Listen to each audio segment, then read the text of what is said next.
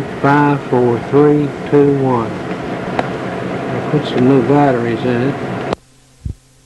Noise. 1, 2, 3, 4, 5, 5, 4, 3, 2, 1.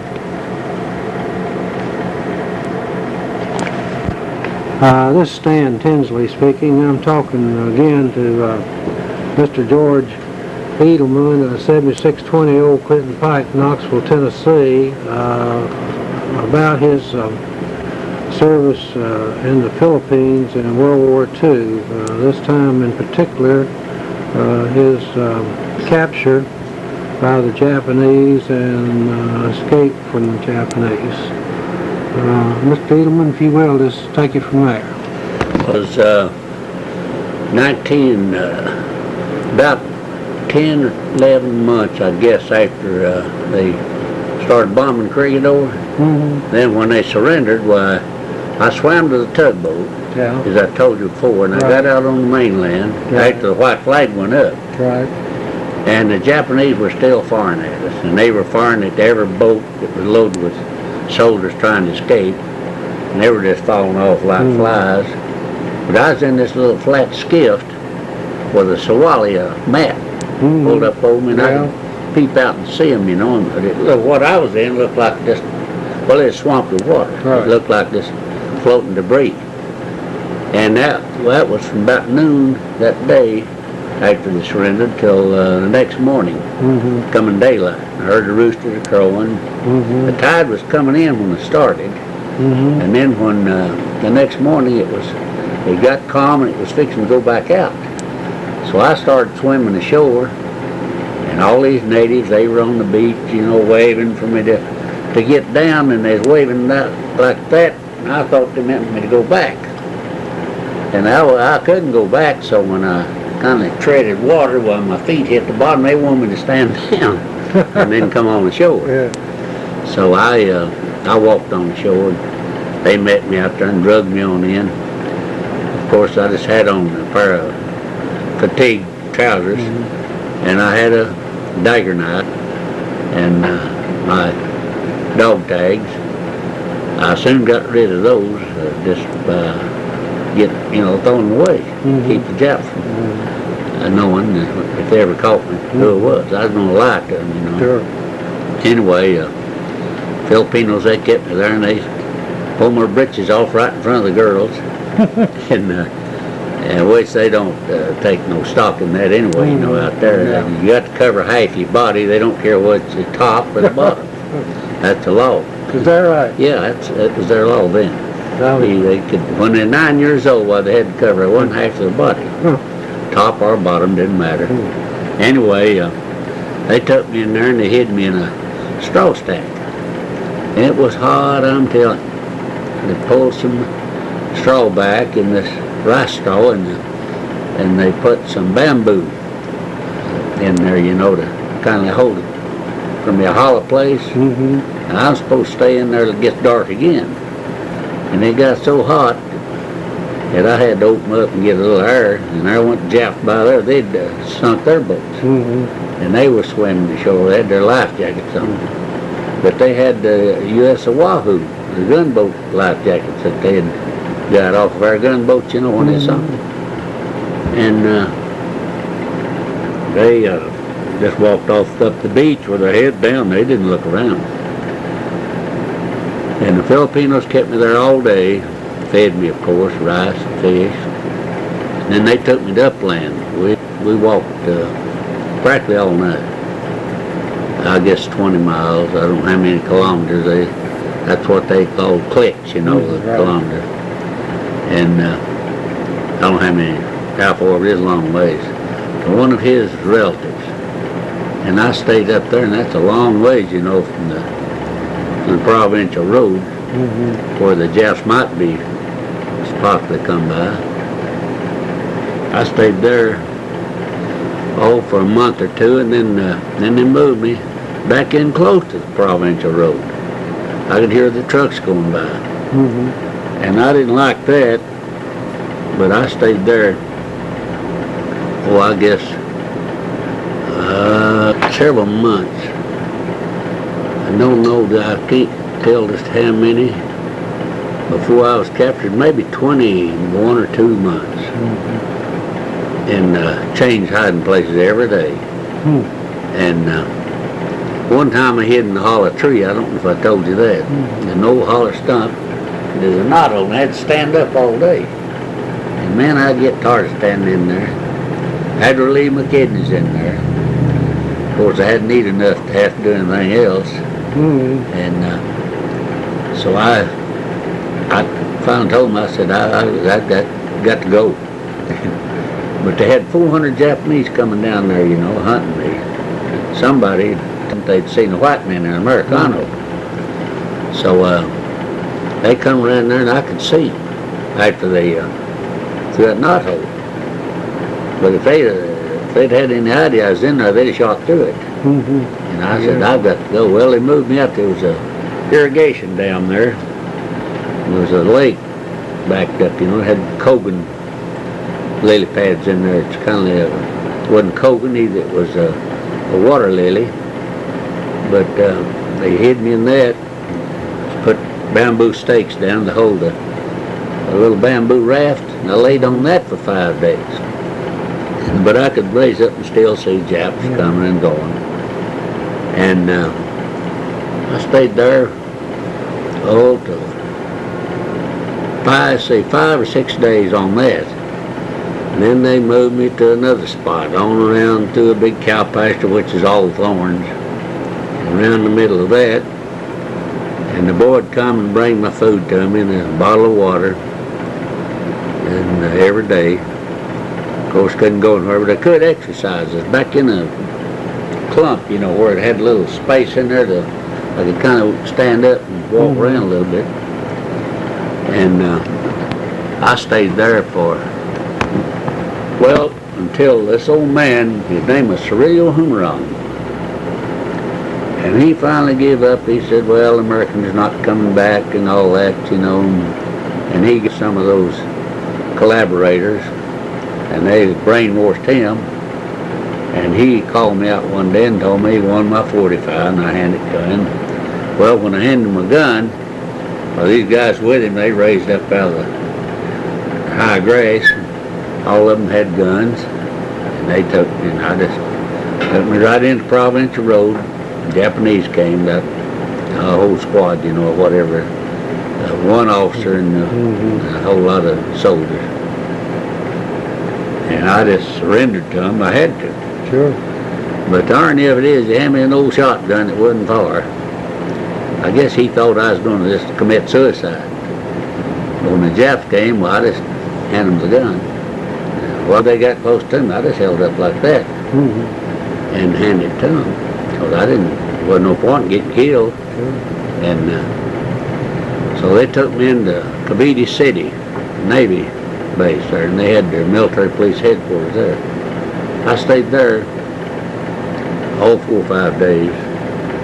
And they gave me every chance in the world to run, but I didn't know where to run. There wasn't nowhere to go. See, the Filipinos was so brainwashed that they didn't dare associate with an American because they'd get killed. And I stayed there several days. That's when they put a guy in there, just roughed him up, you know, and put him in the cell with me like he was a gorilla or something. But I noticed he was too fat. He'd been well fed. I knew he'd more I'd been. So he said, would you escape if you got a chance? I said, no, sir. I said, Japanese good to me. So I smelled a mouse. I figured that he was one of them. And when the Jap officers came in, well, he spoke to them. I mean, they talked in Japanese just as fluent. He could speak English. He could speak Tagalog. And I could speak the Tagalog very well. And he spoke to Jap, and then they turned him out. See, but he was a Jap collaborator. He's probably a half Jap. Yeah. And so anyway, then they sent me on to Manila to their Bilibid prison, and they kept me there for I don't know how many days before they took me to court-martial. They had a mock trial, you know. They had the regular 12, I guess they had 12 high-ranking Jap officers, and the interpreter spoke fluent English. He was educated in L.A., spoke better English than I can. And he gave me a cigarette, let me smoke a cigarette. He said, now, son, the Japanese not going to hurt you, they're going to be good to you. Yeah. Anyway, he wanted information. I gave him all the information I could. I said, I didn't do a thing. I was out there on pass when the war started. And I couldn't get back to my base. And I stuck to that story. I wouldn't change my story. If I had, I'd been dead. So they went ahead and tried me, and they tried my two buddies. And they were called in active guerrilla warfare, and they killed them. And they killed some Filipinos, brought a detail in, dug the graves, and took them out and shot them. And then just pushed them over in the grave. And then they transferred me to, that was KVD headquarters, I believe, where the Corps Marvin out at Nichols Field, Air Base, where they took me. And then they took me back to Belbed Prison. And I don't know if I told you before about their prison in there. They got a blockhouse. They got a round house like a snail. You crawl in out here and you go round till you get to the center. And it's a mound up here. There's a hole there, and you've got to be in the middle when they drop that food down to you. If you're not there, they pull it back up. If you're not there to get it off, you have to defecation in there. You have to urinate right there. You got to be there, or you don't get fed. And I wasn't there but just a few days, and I was in the in Passage River. There was a prison, just a big, I think the Spanish built that. They were great on torture. And they had a lounge that goes down near the Passage River. They had a big valve. They had a bench on each side of that, and they chained your feet behind your ankles. You had to sit right there. You could barely see when you come up to the door there to check. You just barely see a little wide opening at the door where the door was. It's all dark down there. And they'd flood that with water up to your knees. And you'd sit right there trying to make you change your story or tell something, you know. And that didn't work. They took me out of there. And then they transferred me to what they call Muntinlupa. It means a small world in English. Munting is small, Lupa is world in Tagalog. They took me to Muntinlupa. 10,000 prisoners in there, most of them Filipinos, and some White Russians, some Spanish, several Spanish, some Chinese, a little bit of everything in there. And matter of fact, it was the Spanish fellows that planned to escape from there. And one of them asked me one day if I'd escape. I said, yes, sir, if it's possible. Because we're starving to death. We're skin and bone, you know. I told my other buddies, I said, well, we're going to escape. No, he said, they shoot us. I said, well, we're dying anyway, what's the difference? And so we told what not to come in to be counted over. They bring her back us in there just about there. They let us out in the compound. It's a big compound. It's got these barbed wire fences. The center fence has got 2,300 volts on it. And that prison camp's still there, I suppose. And I suppose the Belbed prison's still just like it was, the blockhouse and that, and the round thing, and then the other blockhouse, there's no windows, no nothing in there. And that round one, I suppose it's all still there. I've never read or seen any pictures or any sketches. But I suppose it's still just like it was. Anyway, stayed, see now I lost myself there. You said Spaniards. Oh yeah, they planned it. Yeah. So we had to go during the day, go by. They allowed Father, the Catholic priest, to let us visit him, you know, passively through the day. The Japanese had these guard shacks all around, but they didn't mingle right inside there. They just come and count us, and then they'd lock it up. Well, it's locked anyway, but they said, well, you go and see Father Murray. Well, I wasn't a Catholic, but I went anyway, you know. I said, he said, I was sent. And I can't remember the fellas' names, but I mentioned their names. Yeah, Joseph Eichard was one of them. And he was a Mustang half-breed. His father was American, his mother was Filipino. So I went up there and I told him I'd been talking to Joseph Eichard and some more fellas. Oh yeah, he said, now, if you want to go, don't go into Bartolina to be locked. At sundown, said hide in the shrubbery. And when they go in to count the prisoners, well, you slip around to gate number 10. Through the shrubs and just keep going around to gate number 10. Gate number 10 will open up. Sure enough, they had to contact with outside Filipino grill bands to go in there and cut the power off the paraplane. Of course, the paraplane operators, they were Filipinos. They had to go with us too. They had to escape too or be killed. One of those big tall Spanish standing there with a submachine gun. He said, don't walk fast. I mean, don't run, but walk fast. Don't run, but walk fast. Well, we went out there and there's 130 of us. Supposed to all stick together. Out of 10,000, just 130 agreed to go. And we're supposed to form our own drill band. Well, the next day, we took stock, and lo and behold, most of them, I think there was 3 of us.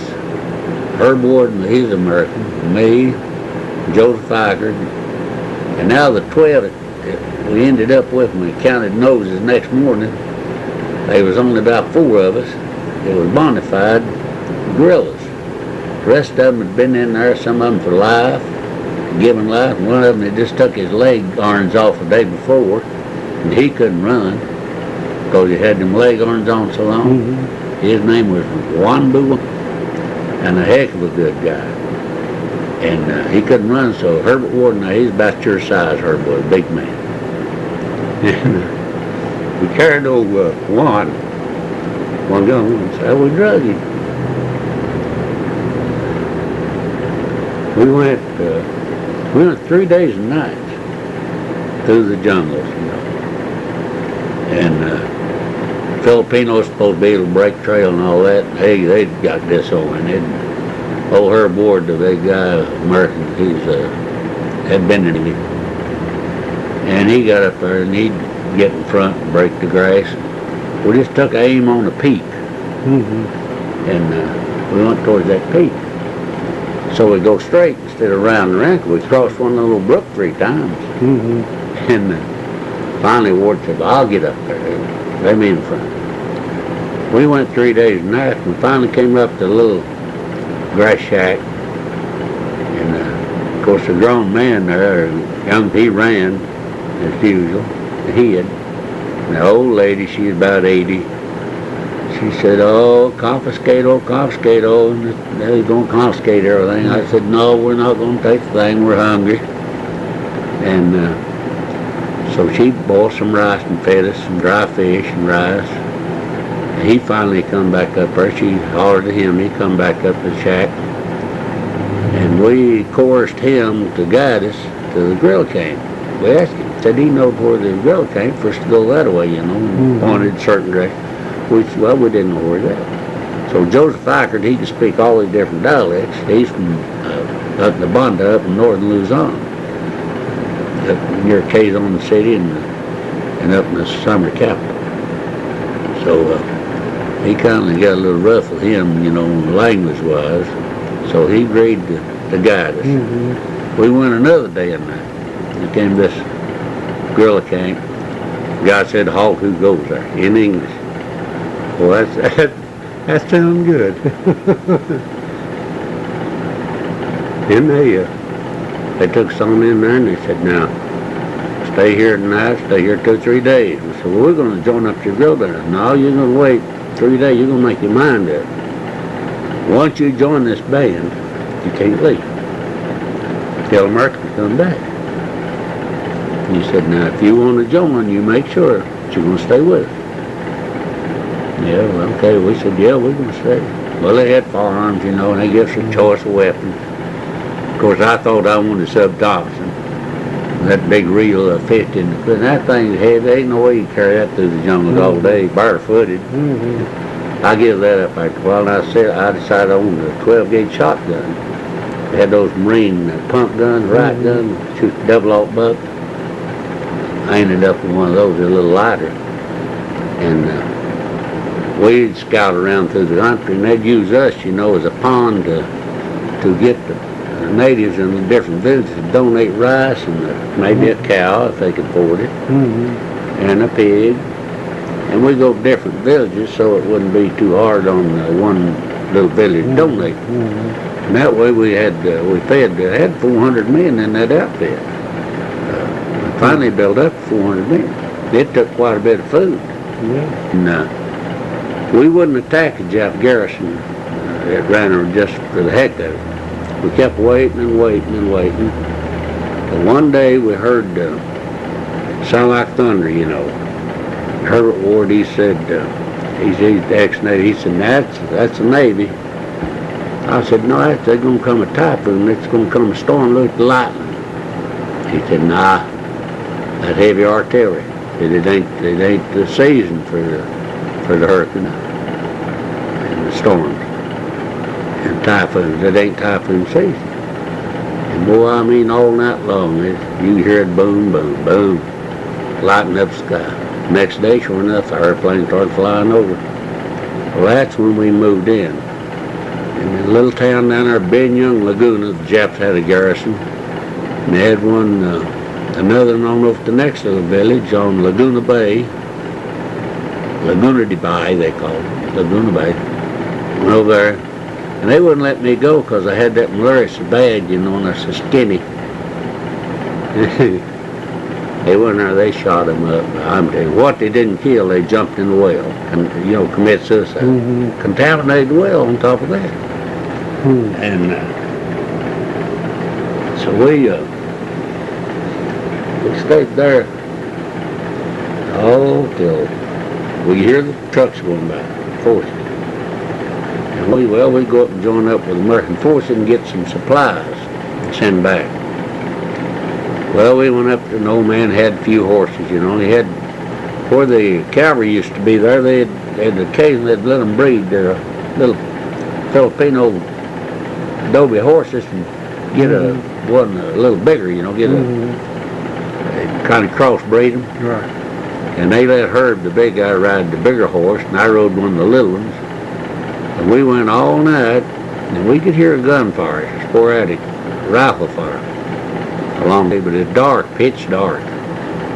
Next morning we got up to the provincial road there, coming off of Tagaytay Ridge. They landed down there at Nashibu Batangas and come in there. Paratroopers landed on Tagaytay Ridge, and the infantry come in down there, and the artillery, and they drove their truck and their ducks, you know, up through there. And we got out there in the school building. And the Filipino said, Americano in there. So we went in there, there's two soldiers. Boy, they jumped up with little short rifles, their new uniform.